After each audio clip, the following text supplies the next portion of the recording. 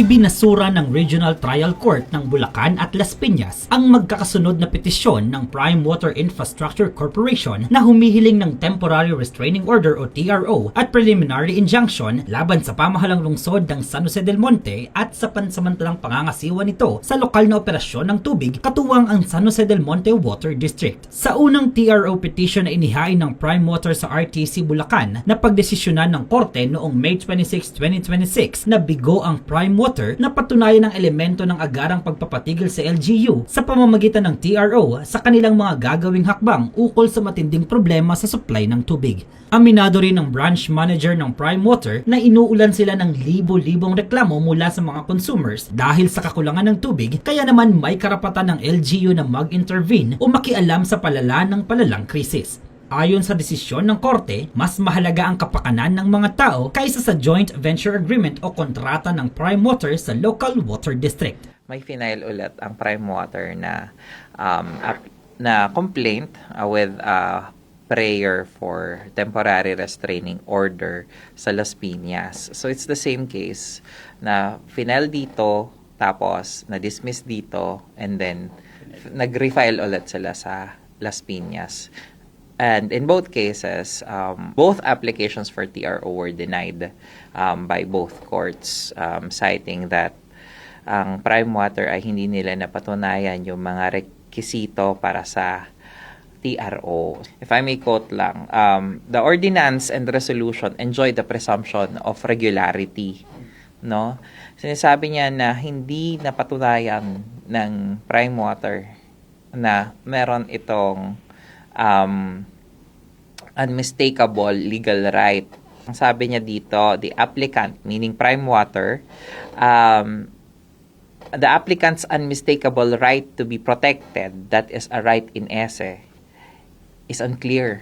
Malabo daw ang karapatan ng Prime Water. In-acknowledge din ng court at kinilala ng court ang katotohanan that there is a pressing need, sabi niya, no?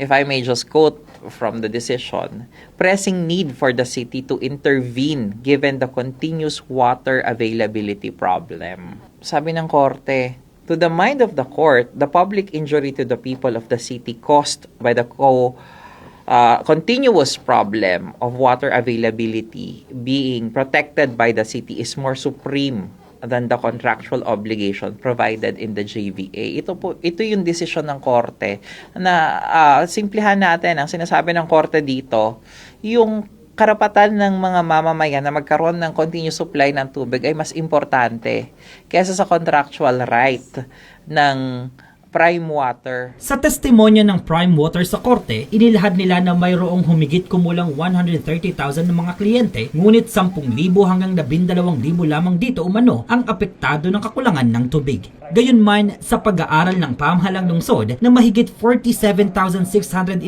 na mga kabahayan o 250,000 na mga residente na aabot sa 25% ng kabuuang populasyon ng lungsod, sa 62 barangay ang nakakaranas ng problema sa mahinang distribusyon ng tubig. Dagdag pa ng RTC Bulacan, may batayan ng intervention na ginawa ng pamahalang lungsod dahil ito ay sinusuportahan ng City Ordinance No. 2026-03-012 na niratipikahan ng Sangguniang Panlalawigan sa pamamagitan ng Provincial Resolution No. 293-2026. Pinahihintulutan ng ordinansa ang City Mayor sa panahon ng State of Emergency sa Water Services na pansamantalang pamahalaan ng lokal na operasyon ng tubig. Binanggit din ng korte na ang ordinansa at kaugnay na provincial resolution ay may presumption of regularity maliban na lamang kung ito ay mapawalang bisa ng korte. Matapos ibasura ng RTC Bulacan ng TRO petition, naghain ng Prime Water ng kaparehong relief sa RTC Las Piñas City, ngunit muli itong ibinasura ng korte nitong June 2. Ikinagalak naman ni Mayor Ate Rida Robes ang mga desisyong ito, lalo pat matagal na niyang isinusulong ang pagpapabuti sa serbisyo ng tubig, itama ang matagal ng mga problema sa sistema at tugunan ang pangangailangan ng mga San Joseño. Aniya, mas maiging maipagpatuloy ang trabaho hanggang maihatid ang dekalidad, sapat at tuloy-tuloy na supply ng tubig sa bawat tahanan sa lungsod. So ang ibig sabihin nito, tuloy-tuloy lang, walang balakid para sa ating local government na i-implement ang Water Emergency Ordinance ng authorizing ang ating mahal na punong lungsod na makapagbigay ng maresolba ang ating krisis na dinadaanan sa tubig.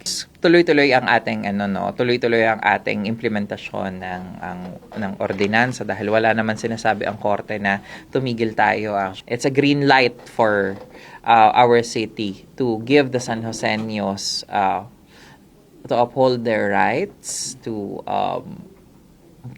access to clean and safe and potable water. Sa kasalukuyan, mabusising inaaral ng city government ang mga posibleng interim operator na may napatunayan ng karanasan sa operasyon at mayroong technical at pinansyal na kakayahan upang magsagawa ng agarang system improvements at infrastructure upgrades sa lungsod. Binigyang diin din ng lokal na pamahalaan na nakabatay ang lahat ng kanilang hakbang sa mandato ng Local Government Code of 1991, partikular sa sections 16 at 17 na nagbibigay ng kapangyarihan sa mga local government unit na tiyakin ang paghahatid ng mga pangunahing serbisyo at magsagawa ng mga kinakailangang hakbang para sa general welfare, kalusugan at kaligtasan ng kanilang mga nasasakupan. Samantala, ipinahayag naman ng Liga ng mga Barangay ang buo nitong suporta sa mga hakbang ng city government. Actually, ang Liga ng mga Barangay 100% pong sumusuporta sa ating mayor, lalong-lalo na dun sa pinail ng Prime Water tungkol dun sa pakikialam dun sa joint venture agreement ng water district at Actually, hindi naman nakikialam kundi karapatan ng bawat San Joseño na magkaroon ng maayos na tubig. Ang Liga ng mga Barangay 100% po. Gumawa po kami ng resolution. Ang resolution po na ito ay expressing full and unwavering support to our Honorable Mayor for her actions to declare the city under a state of water emergency. At hindi lang po yun, citing the gross and persistent failure of Prime Water Infrastructure Corporation and the San Jose del Monte Water District. Maging ang ilang mga San Joseño, ikinatuwa ang agaran at masigasig na pagkilos ng lokal na pamahalaan upang tugunan ang krisis sa distribusyon ng supply ng tubig. Hindi naman siguro dapat yung ganun na kakasuhan kayo. Kasi sinasaayos nyo naman po, di ba? Yung ng Prime Water. Kasi nga kami minsan kung kailan yung wala kaming tubig eh. Siguro guilty sila kaya ganun. Pero actually talagang kailangan naman talaga manalo tayo kasi nahirapan na yung mga tao dun sa proseso nila ng Prime Water eh. Sa tubig, sa serbisyo, ganun. So, kailangan talaga maputol na rin yung nila. Ugnayan din nila. Kung ang city government na mag-ooperate, siguro, mas maganda rin po siguro kahit paano para yung mabigyan ng magandang serbisyo lahat ng mga constituents here in San Jose del Monte, Bulacan. Para sa inyo, Mayora, pagpatuloy niyo po ang inyong magandang mitiin sa ating bayan. Sana nga mapalitan na kasi nga tawag dito ang gara na ng puro minsan malaki, di ba? Kahit wala naman na gumagamit, nagtitipid na nga pero ganun pa rin mas dumodoble pa nga pag pag bayaran na Tapos ang nila serbisyo nila laging hindi maayos. Kaya syempre gusto namin na ayos din naman yung pag-aayos na kami magbayad. Siyempre dapat yung serbisyo nila maging ayos naman din dapat. Parang baliktad pa sila na nga naka-perwisyo tapos bandang huli sila papipigil, di ba? Kaya siyempre dapat hindi nila ituloy yun. Salamat siyempre kay Mayor Rida kasi nga nilalaban niya yung tubig para sa mga taga San Joseño para matugunan yung pagkawala lagi ng tubig. Kasi ang hirap talaga lalo na pag tag-init. Bagamat hindi pa tapos ang laban para sa karapatan ng bawat pamilyang San Joseño sa isang malinis, tuloy-tuloy at abot-kayang supply ng tubig sa buong lungsod, patuloy naman sa masigasig na pagkilos ang pamahalang lungsod sa pangunguna ni Mayor Florida at Rida P. Robes upang matuldukan na ang iniindang suliranin ng mamamayan. Para sa Balitang San Joseño, ako si Jello Darantinaw, Public Information Office.